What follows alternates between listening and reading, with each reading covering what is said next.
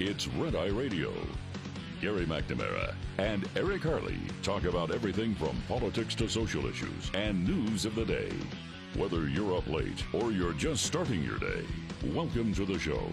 From the Uniden America Studios, this is Red Eye Radio. All across America and around the world, we are Red Eye Radio. He is Eric Harley, and I'm Gary McNamara. Download our Red Eye Radio app today, and you can listen when and where you choose if you can't listen live overnight. You know my favorite story of the weekend? What? Actually, had nothing to do with politics whatsoever. Yeah? It was that story about that multi-millionaire that's trying to live forever. Oh, yeah. And what is he? He says his, biological age is lower than his actual age? That's what he claims. He's a tech entrepreneur who has spent most of the last 3 years in pursuit of a singular goal: don't die. I'm not making this up. This is not the Babylon Bee. It's true.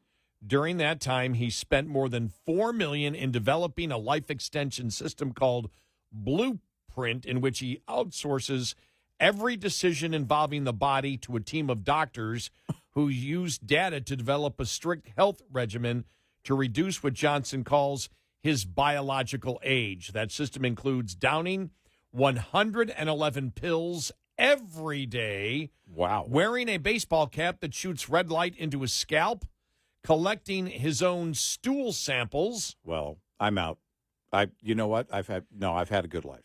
Yeah, I'm only 57. Yeah, and I'm looking at that point. Yeah. I don't need more time. Yeah. Gary, you got a choice: collect your own stool sample or die. Wow. I just want to let everybody know that it's been real. Death is looking good. It's okay. It's okay. I'm good. I've had a good life. Go on without me. I'll be laying in my casket. Some listener will be there going, "Nah, he'd rather be here. I heard him on the air." Yeah. Because his only other choice was collecting his own stool samples. So yeah. Don't worry, he's happy. Yeah, he's good. Everybody. Doesn't he Stop your crying. Doesn't he look wonderful? He looks so young. He looks so good. He looks so young. Well, this guy's system includes downing 111 pills every day, wearing the baseball cap that shoots red light into his scalp, collecting his own stool, and sleeping with a tiny jetpack. What? A tiny jetpack attached to his private parts to monitor his nighttime erections. Johnson thinks that any act that accelerates aging, like eating a cookie or getting less than 8 hours of sleep, is an act of violence. So what if you're 900 years old, but you're a weirdo?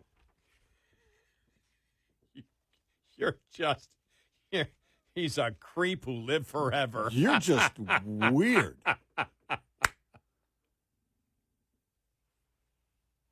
That's just strange. I'm sorry.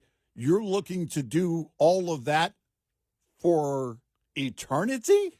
The goal is to get his 46-year-old organs to look and act like 18-year-old organs. Johnson says the data compiled by his doctors suggests, well, who's suggesting this, that Blueprint has so far given him the bones of a 30-year-old and the heart of a 37-year-old. And he's, again, how old? Was he 49? 49. Was that 47, 49, somewhere in there? Yeah, I forgot how old he is. Well, okay. So 46. 46. So he only de-aged his heart by 7 years. Look. Yeah, but how do you know what the heart of a 37-year-old is? No. If you were Dick Cheney, and then by the way, this is not a Dick Cheney joke. We're going to have some of those later. No, because Dick Cheney had heart disease in his 20s, didn't he? Right. And at one point, I mean, he for a period of time he was living off an artificial heart, and then he got a heart transplant. Yeah. And I mean, so I don't know. Well, and who qualifies it? If what you're saying is the heart is operating well, the tissue doesn't seem to be aging. As a layman, I have a lot of questions. What are the criteria of saying, okay, that heart actually is 7 years younger in biological age? But it's not. I know he's saying the information the doctors collect suggest. He didn't say the doctors suggested it. Okay. Somebody suggested it. Who suggested so that could be his interpretation or somebody else's interpretation. Yeah. Well, here's when we'll know. When the doctors are saying, hey, we've been working with this guy, and here's what we believe. Number one, I don't think they're about to say that. Number two. Especially if they're getting paid by him. Yeah, exactly. And number two, it's one of these things where I'm very curious about this desire to live forever. I want to have a long, healthy life, and I do everything every day. Let me stop there. I don't do everything, apparently, according to this guy. There are some things I will never do. Yeah, the whole electrode thing, I don't. When your doctor says, are you doing everything to live longer? No, I'm not. There are 2 things on the list that I can tell you I'm not doing and won't be doing. Can I have my lollipop on my way out now? Look, we learn it. Quite often we learn it too late. But then it gets over to the living part of it. If you spend 900 years on this planet, but it includes doing these things all the time. Now, this is in Time magazine, and it says Johnson insists all of this is about something much bigger than getting ripped and maintaining a youthful glow. Most people assume death is inevitable. We're just basically trying to prolong the time we have before we die, he says. Until now, I don't think that there's been any time in history where Homo sapiens could say with a straight face that death may not be inevitable. Now let's get to the doctor's point of views. Experts strongly disagree. Death is not optional. It's written into our genes, said Dr. Pena Cohen, Dean of the Leonard Davis School of the University of South California. Cohen emphasizes that living longer in the future is certainly possible. Over the course of the 20th century, human life expectancy has risen from 50 to more than 80, but living forever is not. There's absolutely no evidence that it's possible, and there's absolutely no technology right now that even suggests we're heading that way. There's only one person ever that's really wanted to live forever, and that's Irene Cara. Oh, stop it. Do you remember the show in the 60s? Oh, no, I'm sorry. I remember the show in the 60s called The Immortal. Oh, yeah. No, that was a cool show. The Immortal. Remember he had the blood, and everybody wanted his blood. Like, these billionaires were trying to capture great him. Great concept. And by the way, it was a great show. When you talk about it in that setting, then it would be, the Green Mile. Yeah. You got a great point. And he's not at certain point. It was, you know what? You have to deal with a lot of grief along the way and everything else. It's a great discussion to have in terms of anyone, and this is where that Irene Cara silly comment came from. I can't think of, a situation. I don't know that as a society, most people are saying, oh man, I want to live for eternity on this planet. I think people say, I want to have a long, healthy life. But I believe most people are realistic and know that we are very, very mortal. They talked to Dr. Eric Verdin, CEO of the Buck Institute for Research on Aging. And he did say, if you want immortality, what should you do? you could probably turn over a new leaf and become a Christian. Wow. He said, go to church. Yeah. If you want immortality, go to church. No, I mean, that's exactly what came to my mind, because with my faith, but also just generally speaking. That's great. You got it. Yeah, I just don't think in those terms. He says, if I believed even a little bit that it would be possible, I would be excited. It's what I do. I research aging, but it's a pipe dream.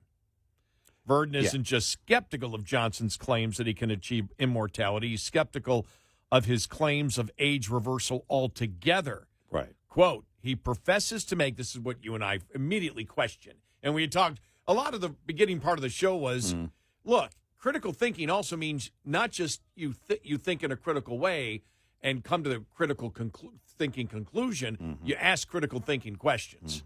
Mm-hmm. He said he's skeptical of the claims of age reversal altogether. He professes to make everything transparent, but as a scientist, it's really impossible to understand the tools he's using to assess his age. Adding that the Buck Institute reached out to Johnson to collaborate on some research and has never heard back. Johnson's lack of interest in collaboration with independent scientists made Dr. Verdon more skeptical. Exactly what I said earlier. We'll know it when there are doctors lined up saying, hey, I think this guy may be onto something. We've been working with him, but if he won't work with them, then what does that tell you? I'm waiting for Dr. Fauci to come out and say, you can live forever. You can live forever. You can pay taxes forever. You can stay indoors forever. I think he did. I think he did say it, as long as you wear a mask. It's conditional. And get 900 vaccines a day. Instead of 111 pills? Exactly. 111 vaccines a day. The number one thing I asked was, what are those 111 pills? I want to know what they are. You know what I first thought of? The supplements that you take if you're a Scientologist. Oh. They load I'd forgotten about that. Yeah, they load you with supplements. I take just a few, and that's too many. The only supplements I take are more vitamins, and any supplement I take, it's doctor approved. Right. No, it's all on my doctor's list. Yeah. Look, I smell something of okay, I can teach you how to do the same. I don't know. They're not going to sell a DVD, but video or subscription or something. Here's the best a VHS tape on how to live forever. Here's I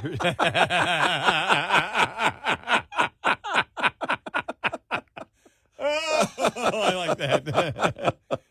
Because it's not just that medical professionals are skeptical of Blueprint's ability to achieve immortality. They're not even convinced his routine is healthy.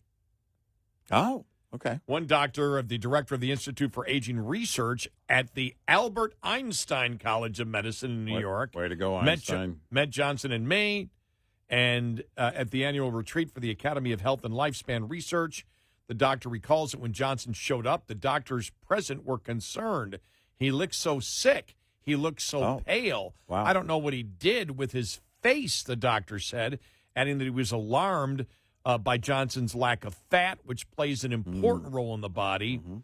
All these doctors, we all kind of agreed he really didn't look great. Oh, wow. The doctor also had serious reservations about Johnson taking so many supplements and treatments at once, warning that all the different pills could interact with one another in a dangerous way. What he's doing hasn't proven to be safe because some of the treatments he's taking are actually antagonizing each other, he says, adding that doctors normally research the effect of one drug at a time rather than the cumulative effect of more than 100 pills at once. Even if it works for him, how do you know it works for you, he said. No, exactly. Blueprint is not an experiment that we as scientists or doctors accept at all. Yeah. So, Johnson did not make his own doctors available for an interview. See, if you're going to do this, you've got to have full transparency. Yes. If you want any credibility. Exactly. unless you want to get on TMZ or Right. The View. Well, I mean, but it really is tabloid. Yeah, it is. You're exactly right. It's tabloid. And, it sounds like he may be selling something in the future. I don't know. Or maybe it's just an obsession. That's it, though. That's the ultimate. Sell immortality. Oh, man, no, if you could, yeah. Yeah. As you said earlier, on a VHS. Well, on VHS. That would be the thing. Look, people buy everything these days. They buy into. Oh yeah. They buy into any type of mindset known to mankind, Right. and will pay you their hard-earned money, to live a delusion. Well, So why not the ultimate one? Well, that you can right live along forever? these lines, I heard a guy the other day saying, a so-called expert said, "You want to lose weight? Reduce your calories." Are you kidding me? That's been the red-eye diet for the longest time, isn't it? Eat less, exercise more. Yeah, I think you wrote that book back in before probably our show, but 2005. Yeah. When we started together. Here's the short book, the Red Eye Diet book. Page 1, eat less. Number 2, page 2, exercise more. Yep. The end. Nope, 300 pages about Eric and Gary. That's the end of the diet plan, but we have a lot to say about ourselves.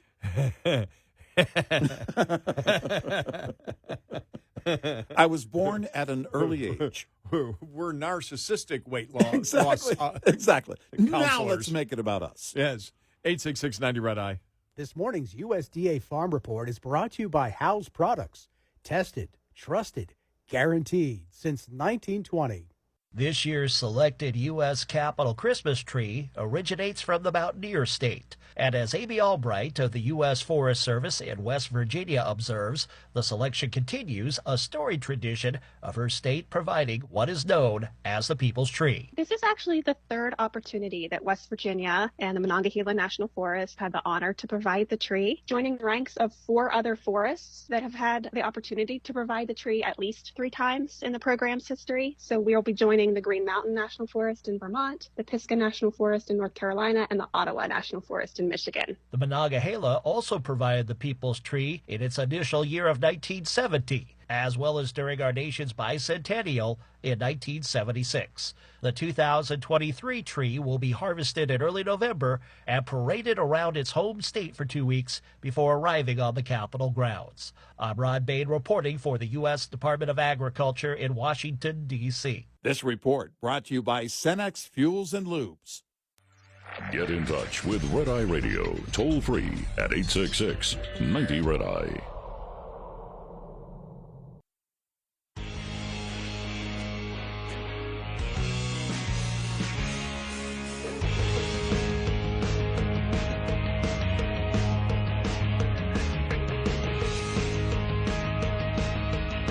It's Red Eye Radio. He's Eric Cronin. I'm Gary McNamara. All right. This guy's trying to live forever. I just found this part at the end of the article.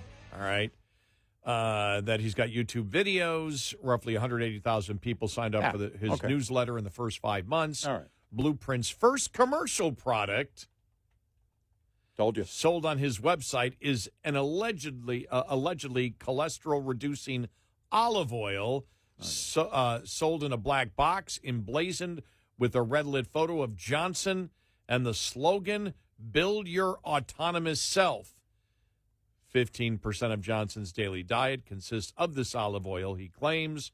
2 25-ounce bottles cost $75, and they're all sold out. all right.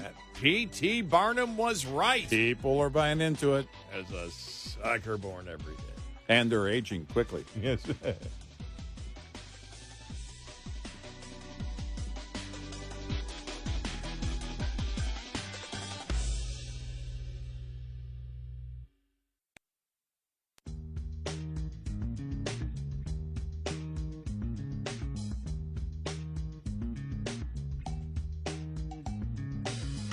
You're a threat to democracy if you don't download our app, Red Eye Radio.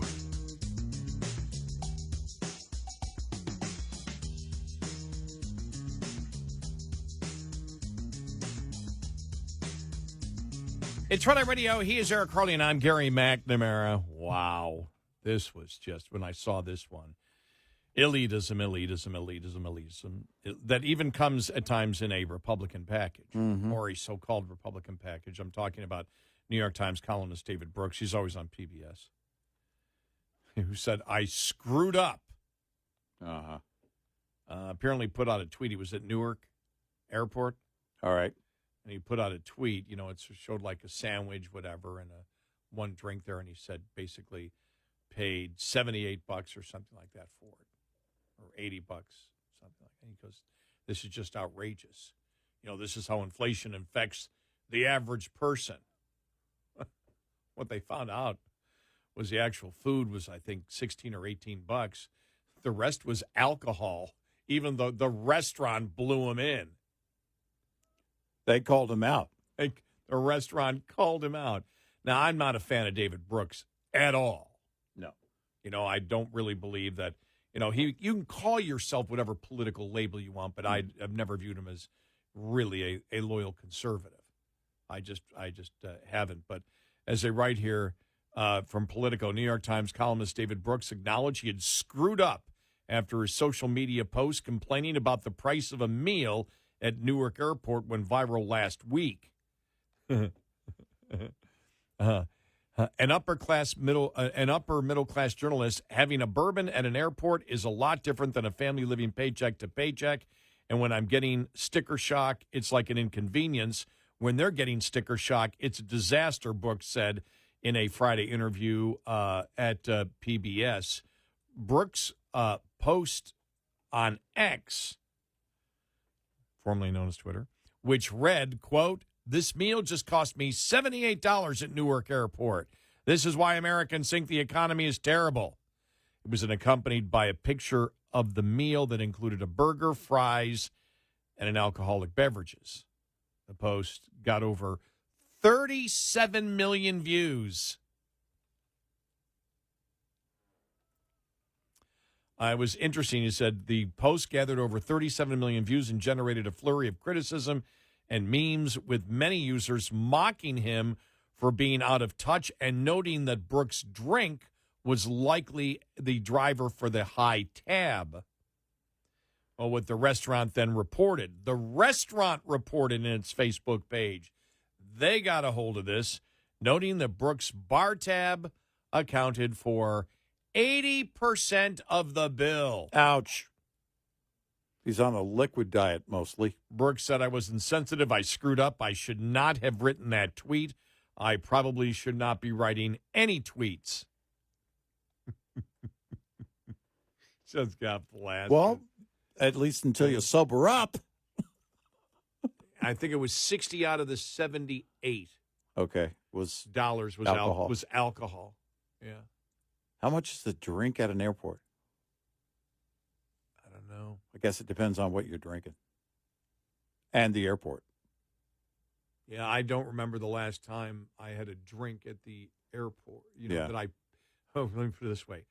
I don't remember the last time I paid for a drink at the airport. Ah, there you go.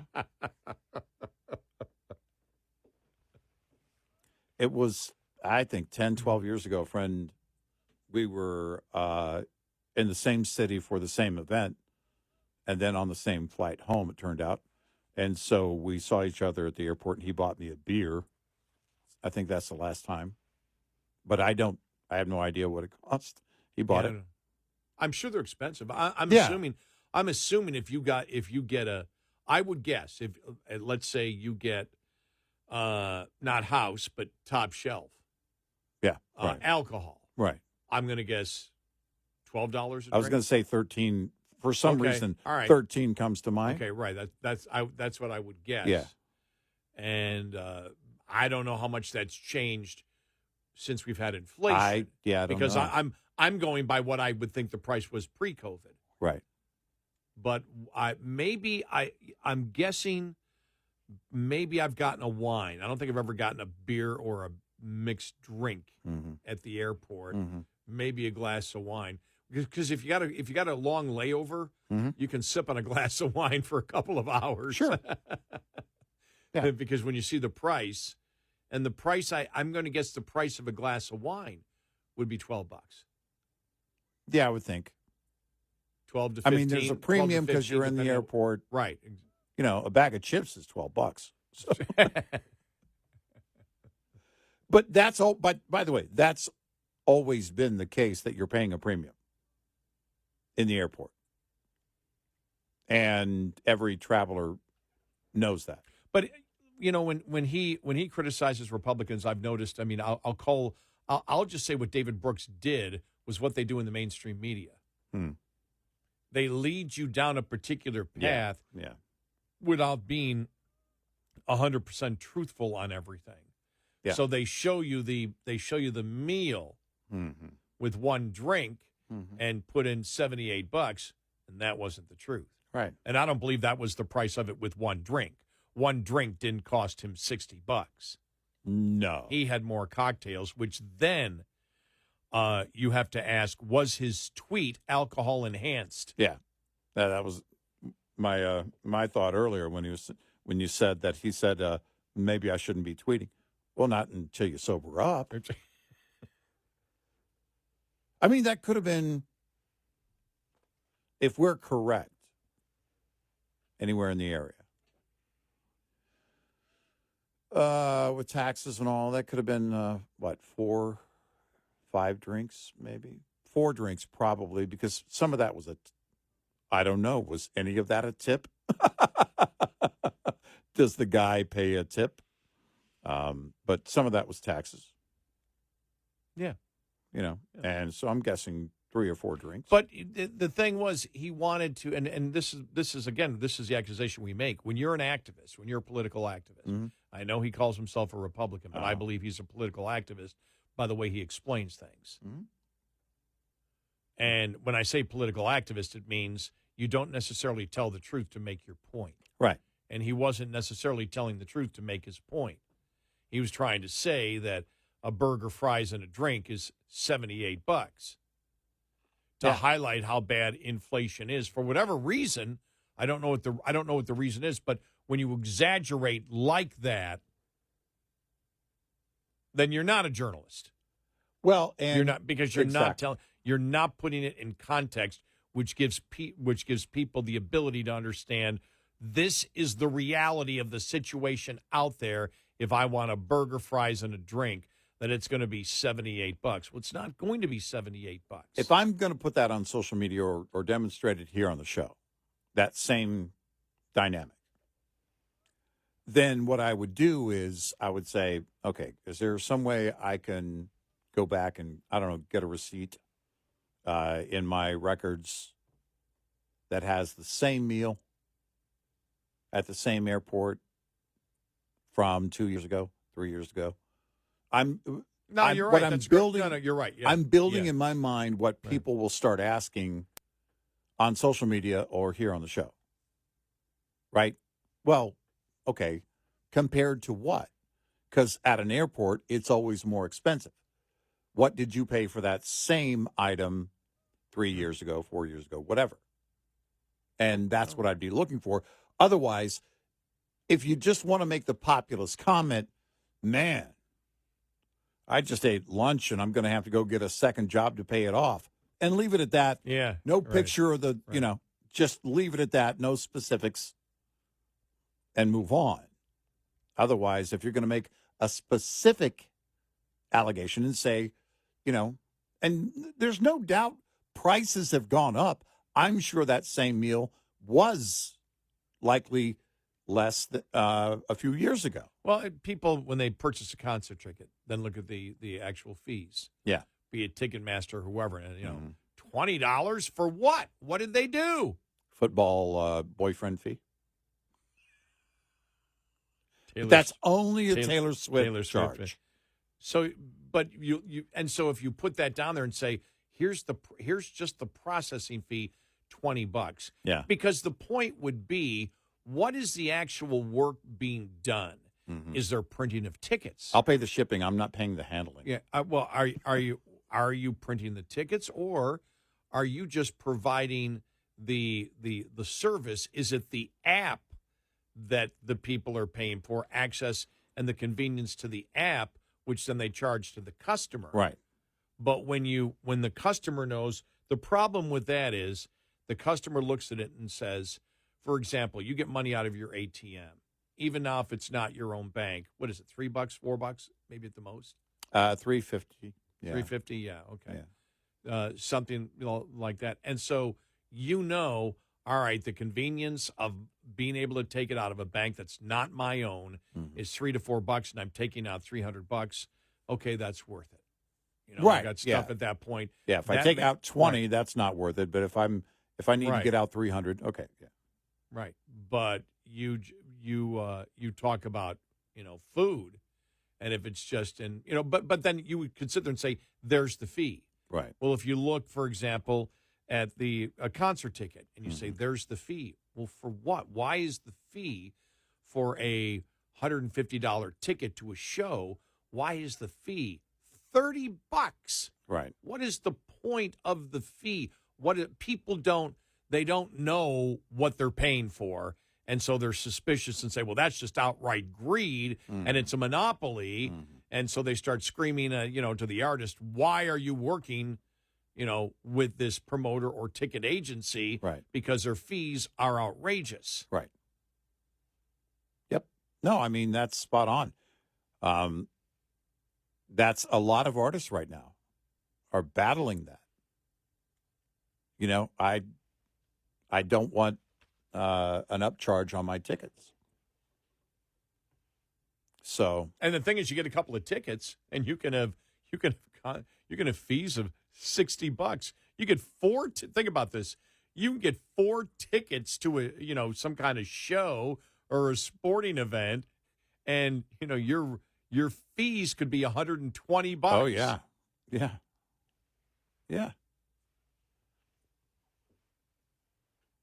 But people load onto the sporting event in the secondary market, especially. They buy from, I don't know, a lot of teams. Well, I don't know. I don't know where, the NFL probably sells everything for office through the individual team's office. So, you're going to, and now single tickets in the secondary market, you're going to pay for. Right. I don't know what they are. I haven't bought an NFL ticket. Well, a lot of cities are not there. They're not even available, because everything is sold out.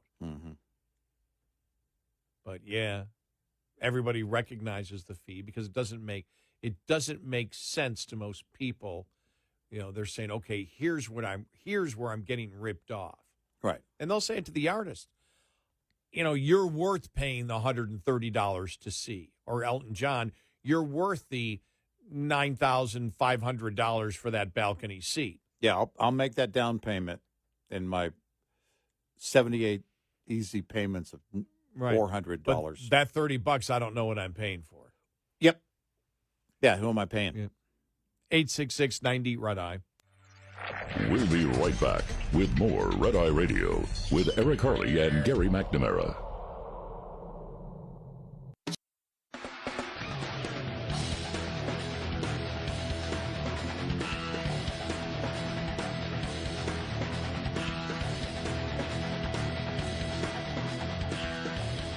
It's Red Eye Radio. He's Eric Harley, and I'm Gary McNamara. Take note here. The IRS is coming after you, people who have made money from reselling tickets to concerts or sporting events this year will face new scrutiny from the IRS when it comes to filing their 2023 taxes. A newly implemented law lowered the tax reporting threshold for users of e-commerce platforms like event ticketing websites, Ticketmaster, and StubHub by requiring those platforms to provide information on sellers' proceeds to the IRS if their ticket sales in 2023 were more than $600. The previous reporting threshold applied to users with $20,000 in revenue and more than 200 transactions, but now the new threshold can be triggered with just one transaction if it tops $600. Why? Because the billionaires are ripping off the IRS by scalping tickets. That's right. Yeah, that's how it's working. That's what they were saying, by the way, when they were to scrutinize all revenue or transactions of 600. It was actually bank transactions, Right. of 600 or more. They lied and said it was about catching billionaires. Yeah. And it's not. No. Now, the transaction, for example, they're going to monitor it. If you have $200-$300 tickets that you sell for $300, Yep. that hits 600. It's Yep. the sales, not the amount of profit you made. The sales that you made, 600 is nothing. Oh, and so yeah. they're going to be going through Right. saying, you made $10 here. You made okay, sorry, you made $250 in the last year. Uh-huh. You got to pay taxes on Right. it.